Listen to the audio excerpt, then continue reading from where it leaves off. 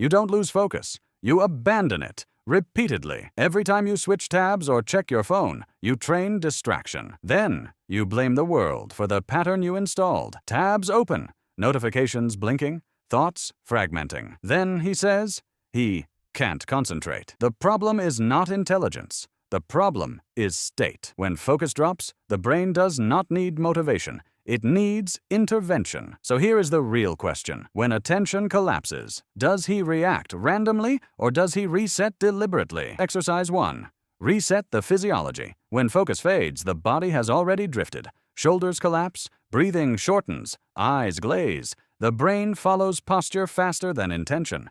SilverBack does not argue with distraction. SilverBack interrupts it physically. 30 seconds. Stand up, roll the shoulders back, inhale deeply through the nose. Slow exhale. Repeat 5 times. Oxygen changes cognition faster than effort does. Most people try to push through brain fog while sitting still. That is like revving an engine with no fuel. State first. Strategy second. If the body stays passive, attention stays passive. Focus is not summoned. It is activated. Here is the disruption. He does not need more discipline. He needs more oxygen. When the spine straightens, awareness sharpens. When breathing deepens, clarity stabilizes. This is not wellness advice. It is neurological sequencing. If posture collapses, performance follows. So the rule is simple. When focus drops, move first. Think later. The brain respects decisive interruption. Exercise 2. Shrink the battlefield. Most focus loss is not laziness. It is overloaded. Too many inputs. Too many micro-decisions. The mind scans everything and commits to nothing. Highly effective operators reduce the field to one visible target. Close every tab except the one required. Remove the phone from reach. Define the next action in one sentence. Not the project. The next action. Write the first paragraph. Outline 3 points. Review line 1. Ambiguity kills attention. Specificity restores it. Watch what happens when the task is vague. The mind wanders because the objective is unclear.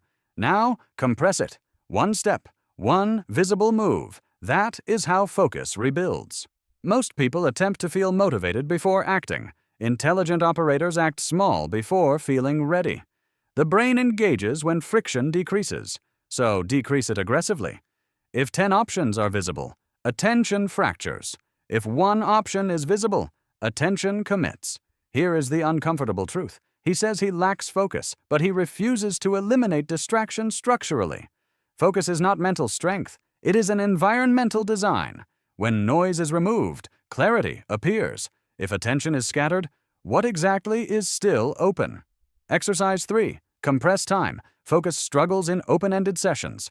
Work for an hour feels heavy. The brain resists undefined strain. Instead, compress effort into 10-minute sprints. Set a timer. 10 minutes. No switching. No checking. No drifting. When the timer ends, stand up for 1 minute. Reset. Repeat. This works because urgency sharpens cognition. The brain engages when boundaries exist. Without limits, effort diffuses. With limits, it intensifies.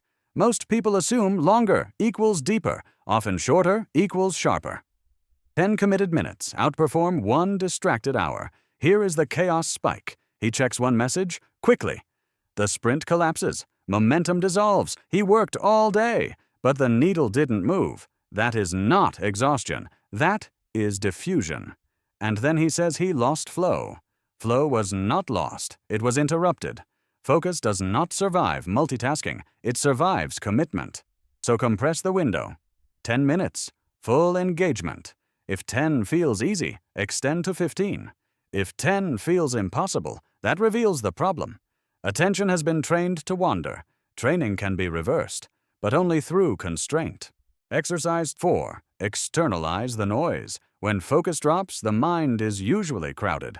Unfinished tasks, lingering conversations, random worries. They float without structure and steal bandwidth. The fix is not suppression. It is extraction.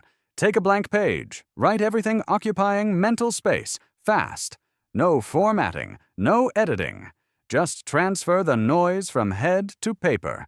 Clarity increases when thoughts become visible. What stays internal feels overwhelming. What becomes external becomes manageable. The brain relaxes when it knows nothing will be forgotten. Most people attempt to concentrate while carrying unresolved loops. That is cognitive drag. Write them out. Then circle the one that matters now. Return to the single target rule. This is not journaling for reflection. It is tactical unloading. When the mind is crowded, it cannot commit. When it is cleared, it can aim. Focus is not about forcing attention. It is about reducing interference. Now step back. 4 exercises. Move the body. Shrink the task. Compress the time. Externalize the noise. None of them are complex. That is the trap. The distracted mind searches for sophisticated solutions while ignoring simple resets. He opens a new tab at 2:14. At 2:16, he is scanning headlines. At 2:18, he forgot what he was building. Nothing urgent happened. Just drift. Attention does not collapse dramatically. It erodes in fragments. That is why intervention must be immediate.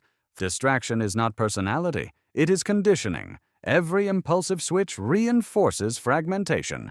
Every committed sprint reinforces depth. Neural pathways adapt to repetition. Repeat chaos, and chaos becomes default. Repeat discipline, and discipline becomes automatic. Most people blame technology. The device is not the enemy. The pattern is. Focus decays when interruption is tolerated. So the real exercise is behavioral. When the urge to switch appears, delay it by 30 seconds. Notice it. Do not obey it. That pause strengthens control. Small pauses compound into sustained attention. He says he wants deeper focus. But does he defend it? Does he protect 10 minutes without interruption? Does he remove the phone from reach? Or does he sit and complain?